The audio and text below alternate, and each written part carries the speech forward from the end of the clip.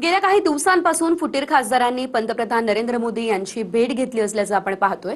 पण आता सोमवारी पवारांच्या राष्ट्रवादीचे सर्वच खासदार पंतप्रधान नरेंद्र मोदी यांना भेटणार आहेत।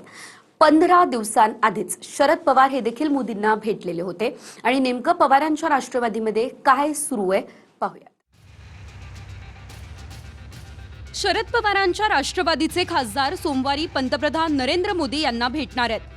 गेल्या 2 दिवसांमधल्या पंतप्रधानांच्या भेटीगाठी पाहिल्या तर ते तृणमूल काँग्रेसमधून फुटलेल्या 20 खासदारांना भेटलेत। त्यानंतर ठाकरेंच्या शिवसेनेतून फुटलेल्या 6 खासदारांनी मोदींची भेट घेतली।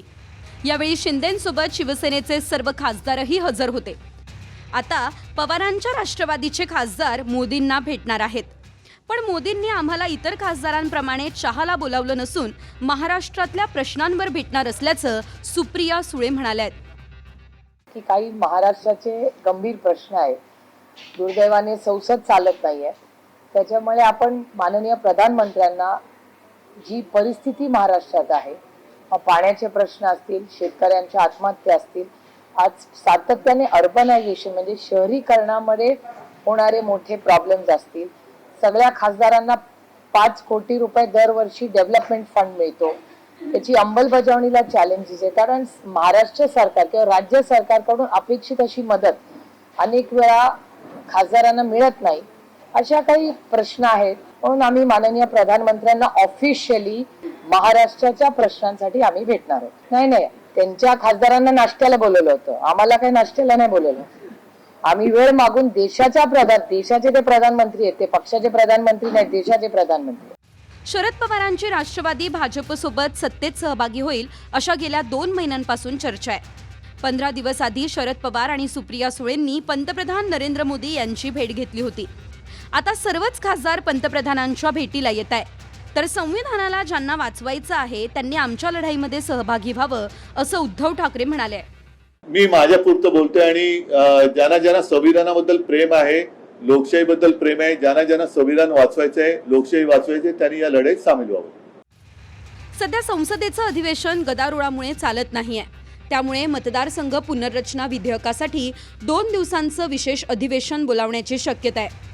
आणि या विधेयकावरून सुप्रिया सुळेंनी आधीच सरकारच्या बाजूनं मतदान करण्याचे संकेत दिले।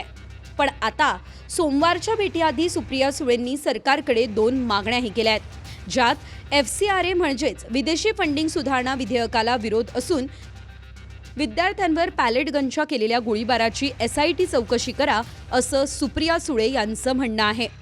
ही FCRAचं जे बिल आहे ते आत्ताच्या ज्या फॉर्म मध्ये आहे त्याला राष्ट्रवादी काँग्रेस पक्ष शरदचंद्र पवारांचा विरोध आहे। म्हणून माझी विनम्रपणे विनंती आहे भारत सरकारला की घाई करू नका। हे बिल जर त्यांची इच्छा असेल तर आम्ही विरोध करू। जॉईंट पार्लमेंटरी कमिटीला पाठवलं तर राष्ट्रवादी काँग्रेस पक्ष शरदचंद्र पवार आमची चर्चा करायला तयारी आहे। पार्लमेंटचे दरवाजे बंद झाले तर हे कसं झालं, त्याच्यामुळे पारदर्शक SIT ही त्या सगळ्या जंतर मंतर आणि त्या सगळ्यावर बसावी आणि FCRA बिल याची जॉईंट पार्लमेंटरी कमिटी त्यांनी करावी, चर्चा होऊ दे, सगळ्या पार्टींकडून करा आणि मग एकमताने आपल्याला मार्ग काढता येईल। सत्तेत सहभागी व्हायचं असेल तर विलिनीकरण करा अशा सूचना आधी भाजपच्या हायकमांडनं दिल्याची माहिती होती, पण त्यास दोन्ही राष्ट्रवादीचं एकमत झालेलं नाही। त्यामुळे तुर्तास पवारांच्या राष्ट्रवादीचा सत्तेतला प्रवेश लांबलेला दिसतोय। पण पुन्हा सर्वच खासदार पंतप्रधानांच्या भेटीला येत असल्यानं पुन्हा राजकीय चर्चेला वाव आहे। कृष्णा सोनारवाडकर, TV9 मराठी, मुंबई।